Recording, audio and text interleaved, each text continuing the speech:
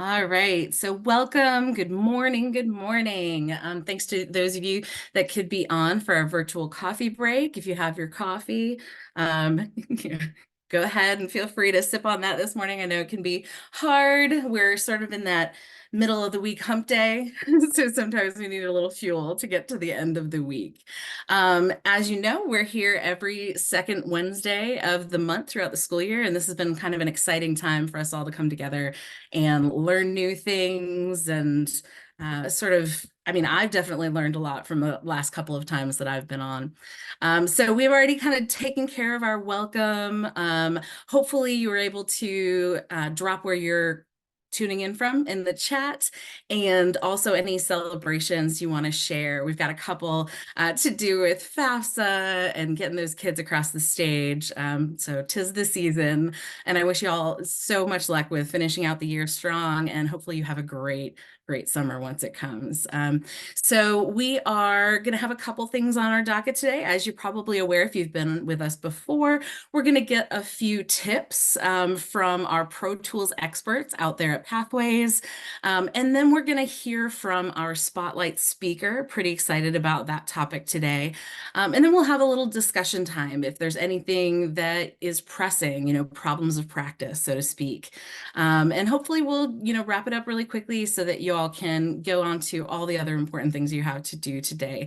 As I mentioned before, my name is Devin McCarthy James, and I am one of the CFNC regional representatives out in the far west region. So I'm out here in beautiful Asheville. I'm one of our team of reps serving the entire state. So thanks for being with us. And the first thing on the docket is some announcements. So the first thing I wanted to make sure y'all knew is that if you have any decision day events planned coming up, even if it's right around the corner, let us know. Reach out to your regional rep. I'll show you who they are a little bit later, just to remind you. But hopefully you're already connected. Let them know, and maybe they can come out to assist, maybe help get media coverage. Post on social media and that stuff. We really want to help you celebrate those students. Also, a reminder, we have our FAFSA tools, FAFSA completion tools on our CFNC site. In particular, if you're looking for your numbers, you can go to the NC FAFSA tracker. That's nice because it includes all students at your school, whether or not they've opted out of the Finish the FAFSA, they're still included in that FAFSA tracker. But of course, make sure if you are still working through some of that FAFSA stuff with students that you're connecting with that Finish the FAFSA as well to get that individual information. I know that's super helpful, especially as we get down to it in this really tough FAFSA year. And of course, congratulations on winning your Coffee for Your Office prize, Amy Gardner. Gardner from Hope County, Middle School's Career Development Coordinator. So excited for y'all to get your free coffee. There's never a downside to that. So congrats on getting your free coffee. And of course, those of you who are on today will also be in the running for some free coffee for your office. So that's pretty awesome. And as a final reminder, these are recorded, so they will be on our CFNC YouTube channel in their own playlist. If you want to come back to one that you really wanted to review, or if you miss one and you just want to check that out. So we already talked about where y'all in the state. I got a little excited to hear from y'all. So thanks for being here again. All right, so the first thing we're going to do is get a little tip from our pals at Pathways. Constance Hollingworth Pierce is a wonderful support for school counselors and other educators across the state. So she's recorded these wonderful videos to show us a little bit about what we can do with Pro Tools. So I'm excited to pull that up for y'all.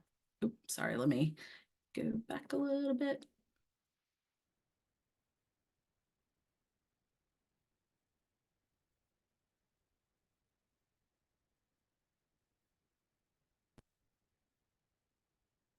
Welcome to 5 Minutes with Constance and Pro Tools. So today I'm going to go over our district and school level administrative roles.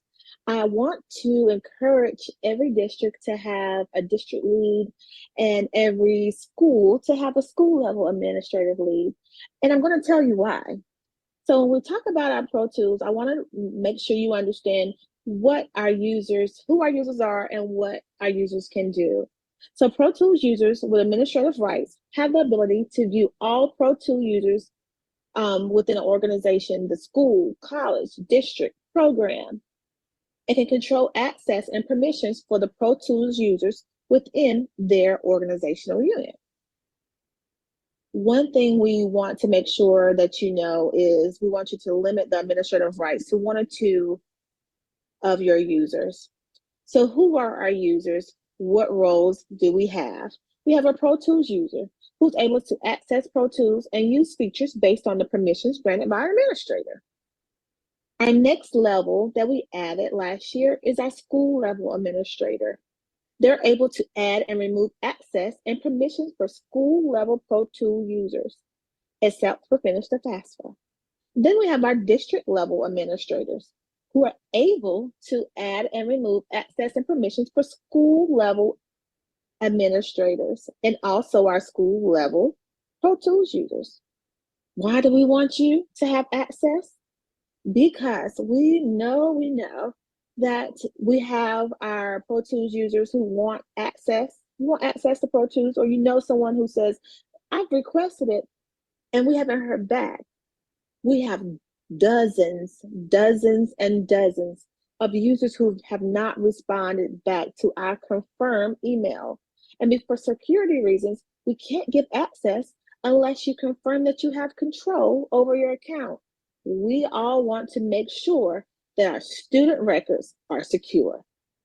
So if we have a school level administrator, guess what they can do?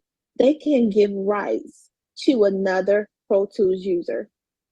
If we have a district level administrator for your district, they can assign school level administrative rights and Pro Tool user rights. We want you, school level administrators and district level administrators. So who qualifies for school level? Directly employed by the school, directly employed, full-time employee, has to be approved by the principal or assistant principal. We recommend, highly recommend, senior level professionals, one or two per school. For our district, who qualifies? Directly employed by the district, full-time employees, approved by the superintendent, senior administrator, or superintendent cabinet member. We all know that each district is different, so we will make sure that we listen out to you if those roles are different, but it has to be a senior level administrator.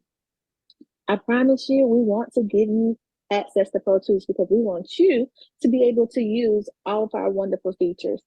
So if you want to help us out so that we can help you out, we invite you to be a school level or district level administrator.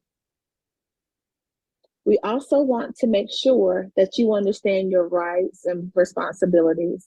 We want to make sure that everyone understands, even down to our regular Pro Tools users, that this information is sensitive. It contains personal identifiable information and is FERPA protected. So we can't just give out control, but we have to know who has access to our student data. The three primary responsibilities: grant Pro Tools access only to users specified, grant only permission to those who need it, and once you grant permissions, we want to make sure that we're only giving the permissions that they actually need for their role. And monitor the changes. If a staff member leaves within the year, then we have our school level administrators or our district level administrators who can control that within Pro Tools. And that's wonderful. So we want to make sure that we do not have Pro Tools users with access to your students after they leave your school. So accessing Pro Tools, or you want to reach out to us, cfnc.org/Pro Tools, or you can log into CFNC, do My Dashboard, Education and Professionals tab, or you can submit a ticket to cfnc@northcarolina.edu. We want you. And if you have more questions, I can go into detail about how that looks for you guys. What happens? How easy is it for me to give access if I am a school level administrator or I'm a district level administrator? I promise you, it's easy peasy. So if you're a senior level school counselor, or if you are a senior, or you know of anyone in your district that is a senior level who would like district level access, please contact us. We want to make sure that all of your colleagues have access to CFNC.org to help your students. Pro Tools is here for you. Have a good one. All right. I'm gonna head back to. All right, so hopefully y'all found that helpful. I took a couple of notes myself, as I always do. Good reminders, right? I took note that confirmation email, because that's a really important one. So if you're requesting Pro Tools, or if you've requested Pro Tools, because I get those emails pretty frequently, and you haven't gotten that confirmation email, look in your junk folder, look in your spam, make sure it's not in there somewhere, because that's going to be apparently the thing that's going to hold up a lot of folks from getting that access. And then if you have folks who are willing to be that school level administrator or that district level administrator, I think it's going to save folks a lot of hassle every year when you get staff turnover. So if we could have somebody just going ahead and adding that so that you don't have to do the whole big thing with Constance, although she is wonderful and she is absolutely there to support you all with any questions. So just keep those tips in mind. I thought that was pretty helpful for me. Anyways, good reminders. So on to our star of today's show. Today we have with us Daniel Jordan, and he is a program specialist for the North Carolina Homeless Education Program. He started there in July, but before that, he's got a long history of working on behalf of students and families. So he is a licensed social worker. He has been a social worker supervisor, a clinical lead. He was also honored as the Spectacular Magazine Man of the Year, which is really awesome. And then he was also a school social worker, so he gets that piece as well. So he was a school social worker in Vance County Schools, and then most recently he worked in Granville County Schools as the McKinney-Vento Foster Care Neglect and Delinquent Programs Liaison. So he's got an amazing roster of experience that he's bringing with him to speak with us today about supporting students in these situations. So we thank you so much for joining us, Daniel. Hopefully you're able to unmute and you should be able to share. I'm not sure if y'all have any slides that you brought. Yeah, good morning, Devon. Thank you so much for having me. It is an honor and a pleasure to be here. So I am going to share my screen. Got some slides that I'm going to be pulling up. And so give me 1 second to get started. All right, let me stop my share so you should be Okay, able to do that. gotcha.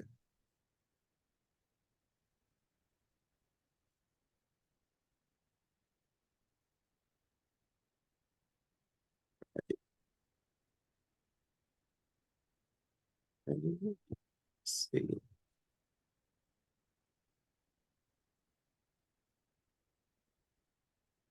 All right, great. Can you all see my screen okay?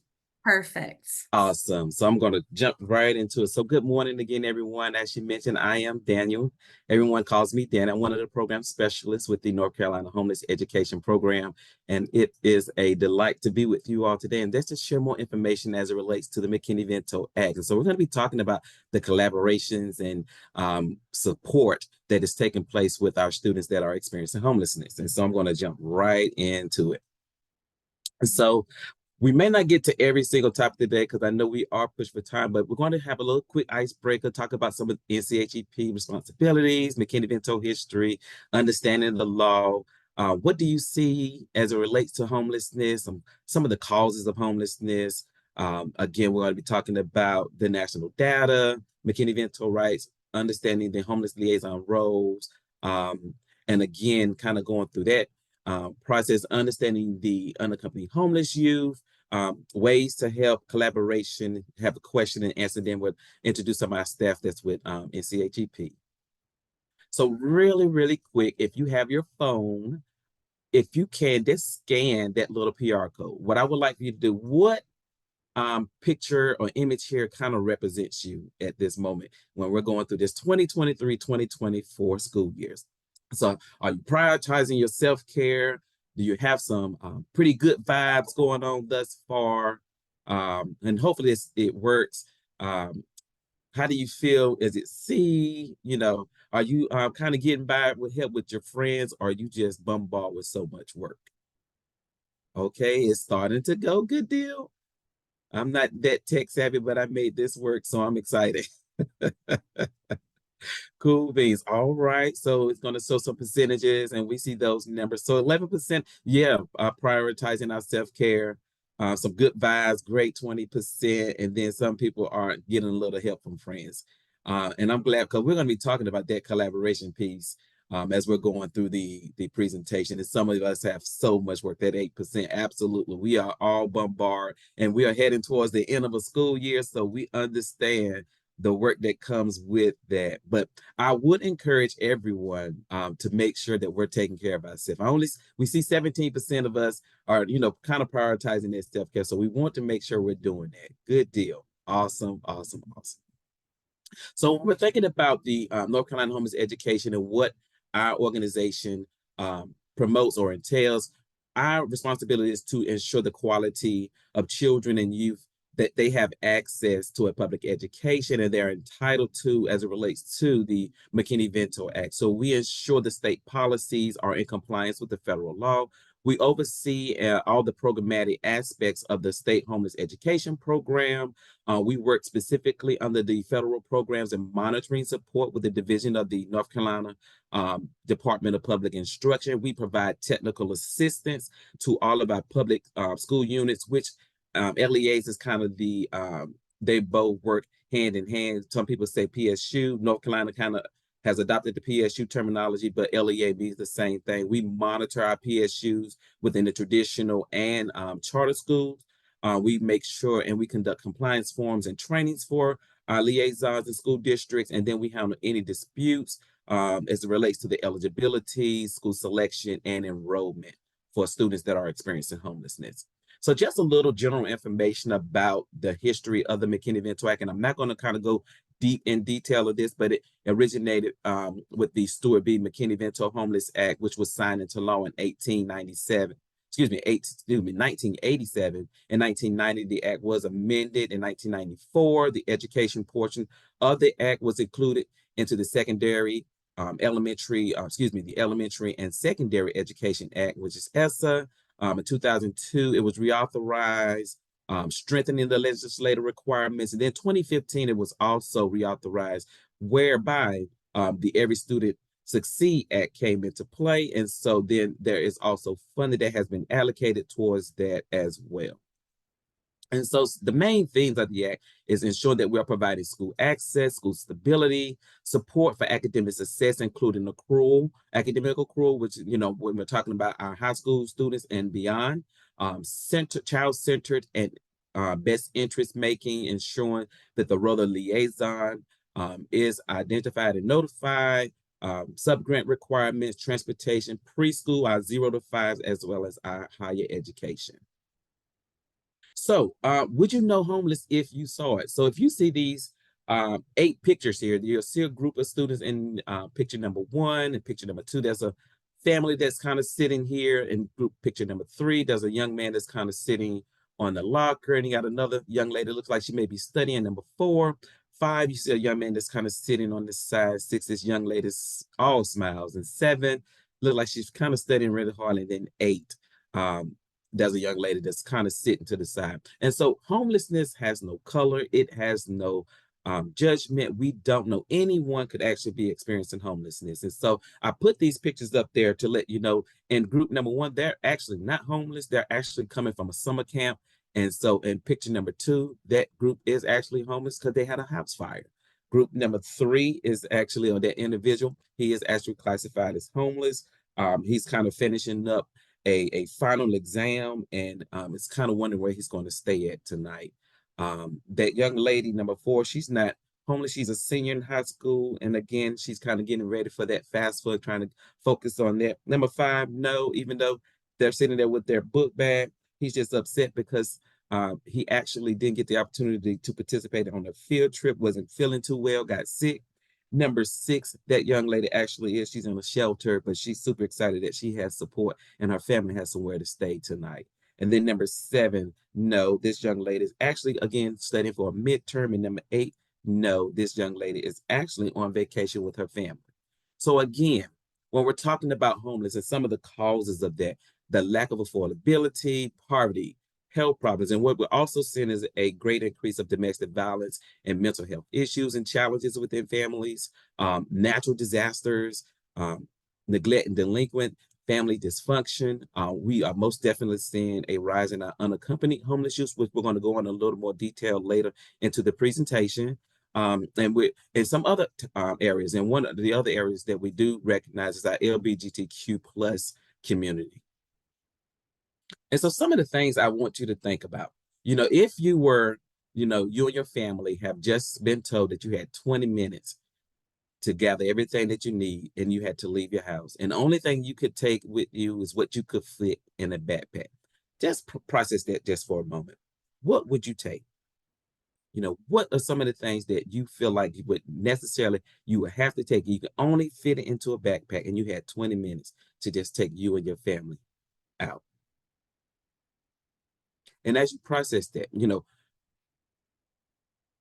for the sake of time, would you take like your important papers, your immunizations, your birth certificates, your medications, cell phones, other mobile devices, food, clothing. And so this is some of the information or some of the things I would like to share as a lot of our families that are dealing and having challenges within this one of our most vulnerable populations. These are some of the aspects and things that they're dealing with, some of the situations, the decisions that are being made that they have to process through. And so when you're thinking about, those things, when you're thinking about what items would you have chose to bring with you, how did it make you feel having to make those choices?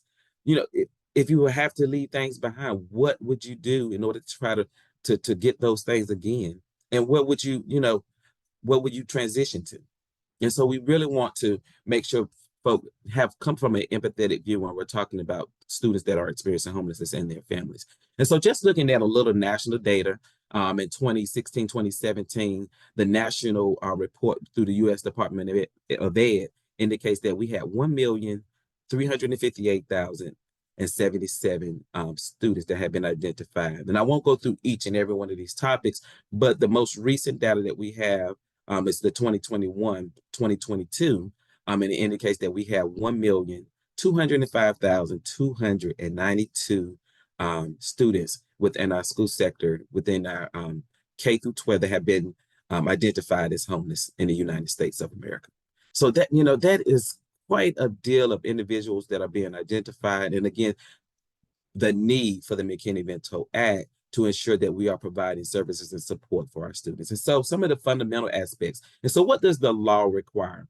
This act basically supports students experiencing homelessness to ensure that they're being enrolled, to ensure that they are attending school on a most frequent basis, and also to ensure that they're maintaining their academic abilities. And one of the key areas that we also like to reiterate is understanding that the federal law supersedes all of our local and our state policies and laws. So again, though we may have different policies within our districts, the federal law does supersede all of those policies.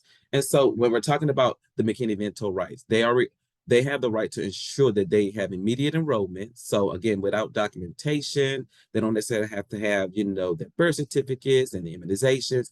We want them to remain in their school of origin if it's in that student's best interest, receive transportation assistance when required, receive appropriate educational service comparable to other students that are in the school sector. And that's where they also get their free meals based upon, there are some schools that when we think about our charter school, they may not offer that, but there still has to be some type of services that we're providing for students that are in this population. And so to be categorized or what that definition looked like to be within the McKinney-Vento identification. So individuals must lack a fixed, regular, and adequate nighttime residency. So when we're talking about the fixed residency, this is a residency. Is it sustainable or stationary? Is it permanent? Is it something that's going to be subject to change? Is it a regular residence? Is it somewhere the student is going to be able to go on a nightly basis? And then is it adequate? Is it sufficient in meeting the physical as well as the psychological needs typically met in our home environments? And so when we're looking at those, they don't have to qualify for all three. If they meet one of these identified areas, then they meet the qualification for being classified as McKinney-Vento within our school districts. And so when we're looking at some of the aspects and we also looking at, how students are identifying. So we're talking about, sharing home due to the loss of housing, sharing of home due to economic hardship, families that are living in motels and hotels, families that may be living in trailer parks based upon, again, that HUD definition as it relates to substantial housing and sheltering, living in shelters, abandoned hospitals, living in, substandard housing, living in parked cars, campgrounds, abandoned buildings, under bridges, train station. Some of our migrant children may be classified or can be identified within the McKinney-Vento law, as well as unaccompanied homeless youth. And so to go into our unaccompanied homeless youth, these are youth that are not within the physical custody of a parent or guardian, and they also lack those three key components: that fixed, regular, and adequate nighttime residency. So again, they have to they have not been in a home with a physical guardian or custodial guardian or legal guardian. And again, they lack those three components. There has no age limit as it relates to our unaccompanied youth.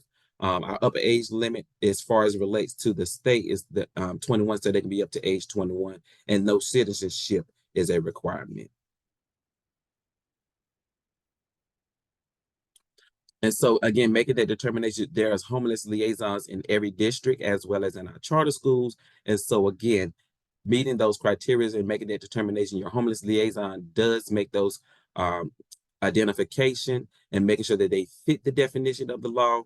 The best determination as relates to school selection. It is presumed, that being at their schools, their traditional school would be their best selection. But again, we want to allow the liaison to make those determination, ensuring that we're also providing and implementing services. So those free meals, the transportation, academic supports, the dispute process if necessary and needed, but these again will be conducted within the local area with your homeless liaison, which I'll give you more information about that moving forward in our presentation. And so the homeless liaison, every LEA or PSU has to have an identified homeless liaison. And typically these liaisons are your student services directors in our schools. They can be your assistant superintendents. They can be your Title I directors, school social workers, counselors. But it doesn't necessarily, again, the law doesn't necessarily specify what job title they have to have, but it does have to be an individual at each PSU or LEA, as well as our charter schools have to identify someone to be that liaison. And so the percentage of those that particularly are in this role, it kind of varies. They may have dual roles within their PSUs or LEAs. And so again, the amount of the time, the identification, the size of the charter, and also the structure of our programs.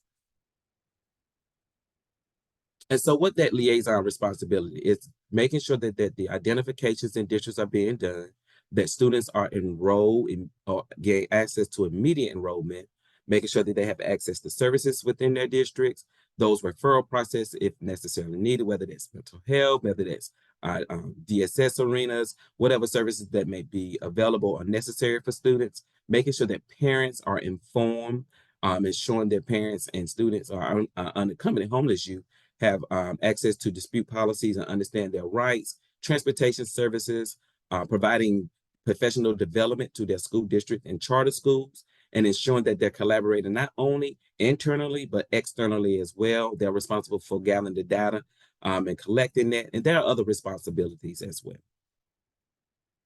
And so when we're talking about this, though, it is so important that we are collaborating internally as well as externally. So again, that PSU responsibility is to review the academic achievements and graduation rates, being able to, address that chronic absenteeism, maintaining those students' academic reports, and ensuring that those that may want to attend college, or if they career and ready as it relates to the graduation aspects of things, and then making sure that they're going to be able to consult with the identified students on a perceived as their perceived academic needs. So again, making sure that they have the tutoring, making sure that they have the academic accrual, making sure they have that time, and also participating in extracurricular activities, whether that's athletics or there's other programs that may be available for students. So we want to make sure that our students within this population have those same rights as any other student in our public sector.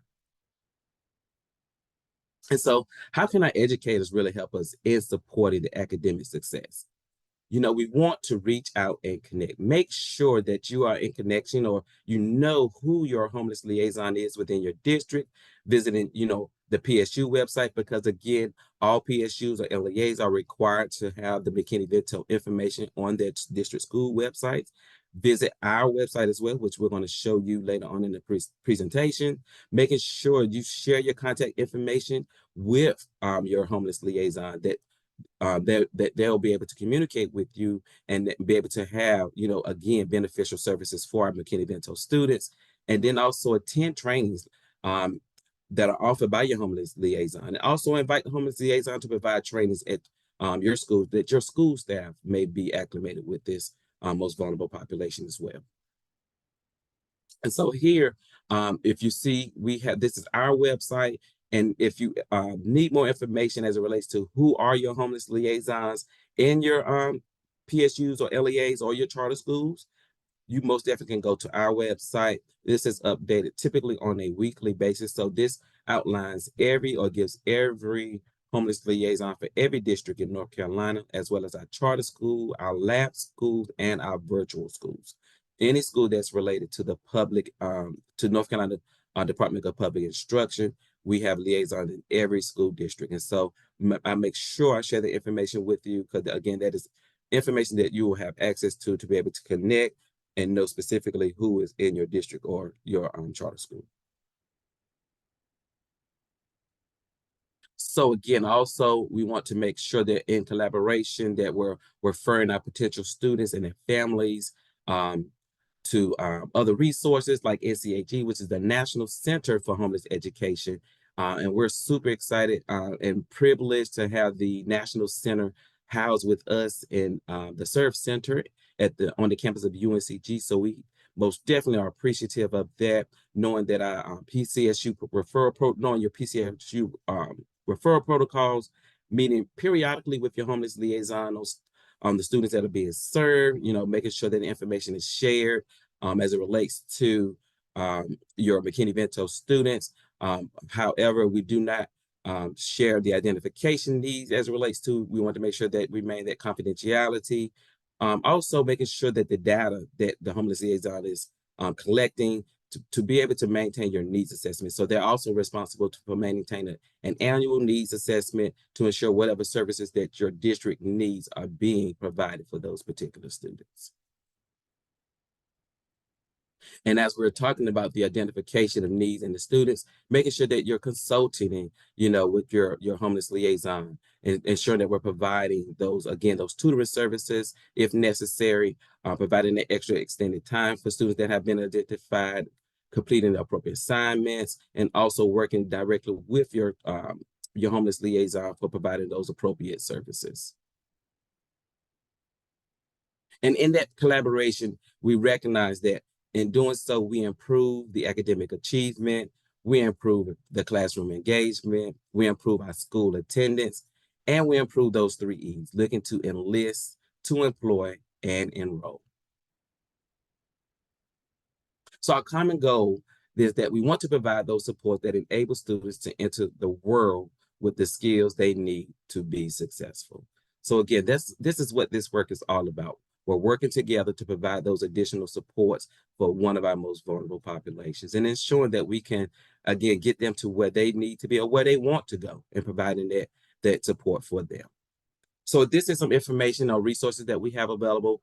The National Center.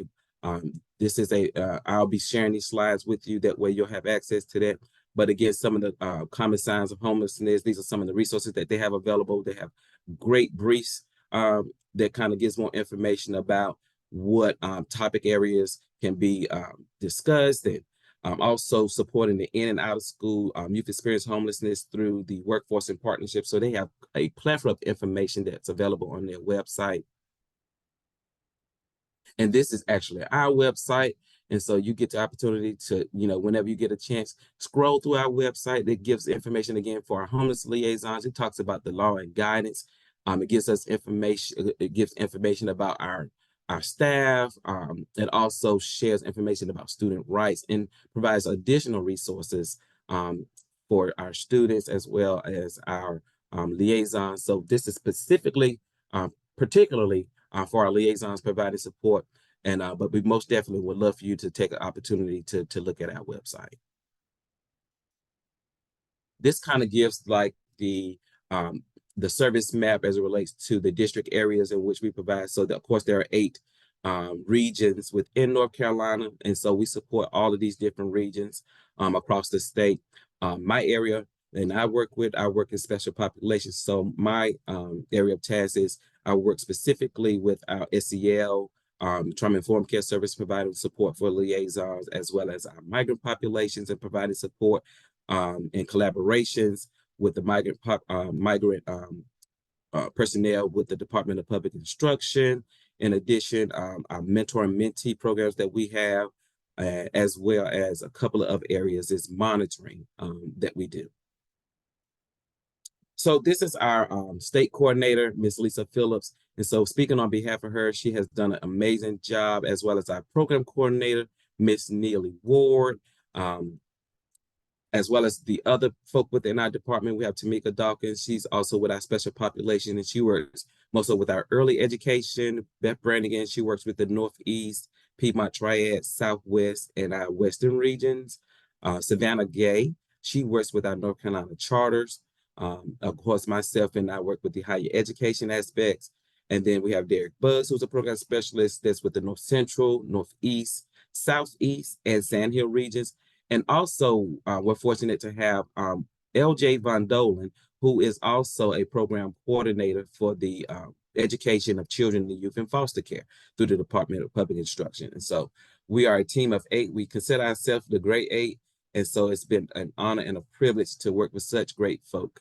So at this time, are there any questions? I'm going to go to the chat to see if there are any questions that we have. I haven't seen any, but folks are able to unmute. So if anybody wants to chime in and ask a question, we have a couple minutes left. So now's the time. Strike while the iron's hot.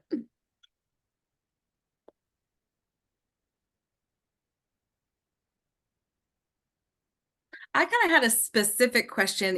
One thing, and my background is a school counselor, but I didn't know that I had never thought about the medications for students with chronic conditions and things like that. What kind of resources can you get connected? I mean, we all know how expensive healthcare and things like that are. What kind of things do you use to get connected to students in that situation? So typically what we do from the state level, we most definitely always are going to reach out to our community partners and connecting. And so our liaisons has been within their responsibility to connect with local agencies. And so ensuring that they're connected with that, Department of Human Health Services. There are many other alternative community agencies, as we call our community-based organizations, that may be available to assist as it relates to those medications, because we most definitely want to ensure if there's something that's in need, we need to make sure students have access to that. So typically our liaisons have those available resources. Sometimes it is challenging. And so from the state perspective, what we do is connect specifically with our lead DHHS partners and ensuring that it kind of matriculates down in our local levels. Great. And it looks like we do have a hand up. So David Williams, go ahead and unmute yourself to ask your question. Okay, good afternoon. My name is David Williams. I work over at NCCU. And since I work on the higher education side, I guess what department or what services should I be reaching out to help students in the situation? So I work with law school students. And so I know Mhm. sometimes we do have students that, kind of are in some situations, but I want to be able to try to help them on my side here to get the resources and things that they need. Got you. So when you're talking about our upper ed or our higher ed students that are maybe experiencing homelessness, there is an identified spot that should be on our college campuses. And I want to say that North Carolina Central has one that it kind of has fallen in between the hands of CFNC. So April Corey kind of works in that area of identifying that spot. And so again, having those collaborations, and also some college campuses have like additional resources that may be available. You have some human services departments that kind of work hand in hand with their spot. So, but there is, I think I may have the website where I can place it in the chat. I'll try to look for that, Mr. Williams. But specifically, there should be a single point of contact on your campus as it relates to trying to provide support for our students that have transitioning into that post-secondary education arena. And Well, I Kate know just put probably, that in the chat. So there's that. Oh, And then also earlier in the chat, she dropped our CFNC page that has some other resources, just general, some are national, some are local. There's some scholarships, some, specific resources to food, housing, those kinds of things. But yeah, absolutely. That single point of contact on your campus is somebody who's been identified as somebody who can get them connected with resources on and off campus in that community. So if you're not sure who that is, definitely look into that. yeah, I'm yes. looking at the person that you got here. The only thing about with our particular students, so being that we are, I guess, a specialized program, most of our students don't really leave the building, so we're not familiar with Oh, the campus. So, so that's kind of gotcha. what I kind of want to kind of figure out how to kind of get them, because a lot of times, even though yeah, I can give them this resource and I can tell them this, but a lot of them don't like to really leave the building. That makes sense. I I get what get you're saying. it. As far as they've developed that relationship Yeah, and kind of have that they will have to kind of, and that's some of the right. areas that we are trying to, expand because we do recognize, they've developed relationship with certain individuals and then having to kind of go out to other parties to kind of to seek out those resources. But again, I think it would be most beneficial, if our colleges and universities again start to collaborate within the university and try to build upon what they have. And so we most definitely can talk a little further about that, David, Mr. Williams, if you want to, just reach out to me and contact me. We most definitely can kind of work with that because we're working to, again, expand capacity and provide support for our students that are within this vulnerable population. All right. Yeah. Thank you so much.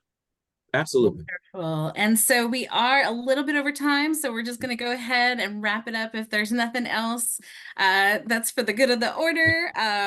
Just a reminder, if you're not connected with your CFNC regional rep, we're always happy to help. If we can't answer your question, we will try to connect you with someone who can, like Daniel Jordan, who is so gracious to join us this morning. So thank you so much, Daniel, for all your wisdom and knowledge gained from all these years of experience. We really, really appreciate you sort of taking the time and giving us sharing some of your wisdom with us. Absolutely. Just so you all know, our next coffee break will be June 12th, and I think that will be officially our last one for this school year. And that will be at 9 a.m. and that'll be helping students through enlistment. So if you're available to chime in, we'll be here to talk about that. If nothing else, thank you all for coming, and I hope you guys have a great rest of your day and great rest of your week. Thank y'all so much.